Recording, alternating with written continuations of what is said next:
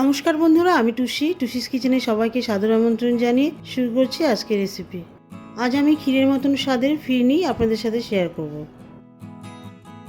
ফিরনির জন্য আমি 50 গ্রাম মতন সুগন্ধিযুক্ত গোবিন্দভোগ চাল নিয়েছি।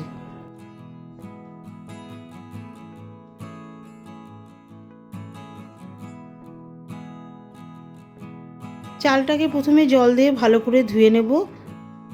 জল দিয়ে ভালো করে ধুয়ে নেওয়ার পরে 10 মিনিটের জন্য চালটাকে রেখে দেব, তাহলে চালটা নরম হয়ে যাবে।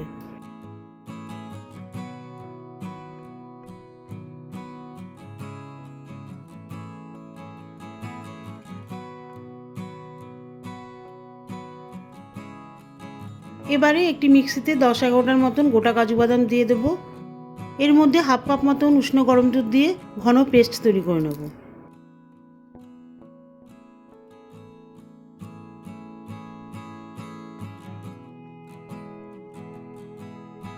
দশ মিনিট পর গ্যাসে একটি পাত্রে 1 লিটার মতন দুধ বসিয়ে দিয়েছি। দুধ গরম হয়ে গেলে চাল গুঁড়ো দিয়ে দেব।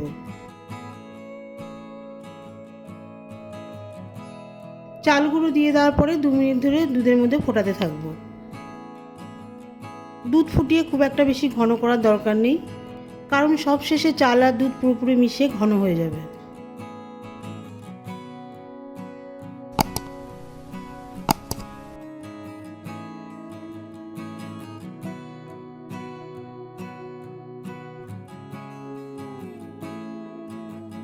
এবারে চিনি দিয়ে দেব।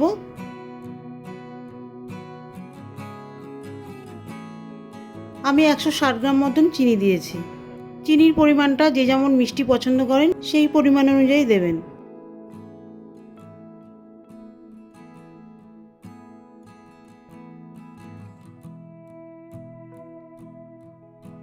চিনি ভালো করে মিশিয়ে দেওয়ার পরে 1 টেবিল চামচ মতন খোয়া ক্ষীর দেবো।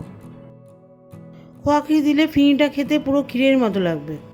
তবে ক্ষীর যদি না থাকে তাহলে এর মধ্যে পাউডার দুধ দিতে পারেন। এতক্ষণ ধরে আমি মিডিয়াম হিটে রান্নাটা করছিলাম, এখন লো করে দেব।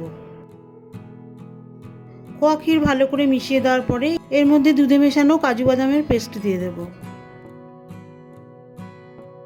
কাজু বাদামের পেস্ট দিয়ে দেওয়ার পরে দুধটা অনবরত নাড়তে থাকবো যতক্ষণ না দুধটা পুরোপুরি ঘন হয়।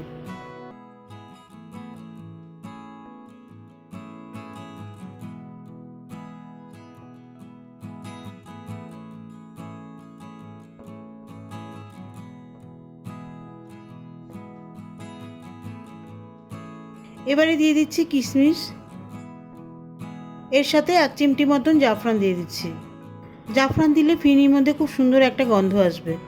তবে জাফরান না দিলে এর মধ্যে কেওড়া জলও দিতে পারেন।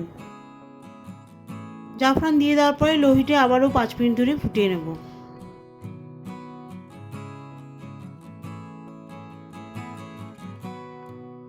এবারে দেখুন ফিরনিটা ঘন হয়ে এসছে, আর এর মধ্যে যে জাফরান দিয়েছি জাফরানের কালারটাও পুরোপুরি চলে এসছে।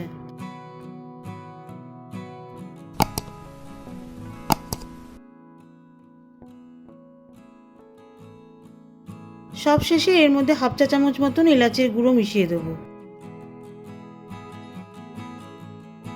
এলাচের গুঁড়ো ভালো করে মিশিয়ে দেওয়ার পরে আবারও 2 মিনিট ধরে ফোটাতে থাকবো। আমি এখানে এলাচের গুঁড়ো দিয়েছি, এটা মনে করলে গোটা এলাচও দিয়ে দিতে পারেন।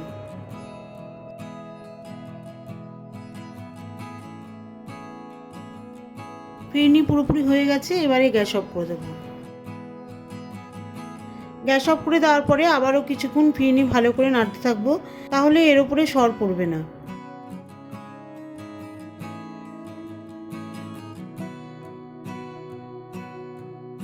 একটি বড় বোলে ফিরনি জাফরান দিয়ে সার্ভ করেছি। খুব টেস্টি একটি ডেজার্ট রেসিপি।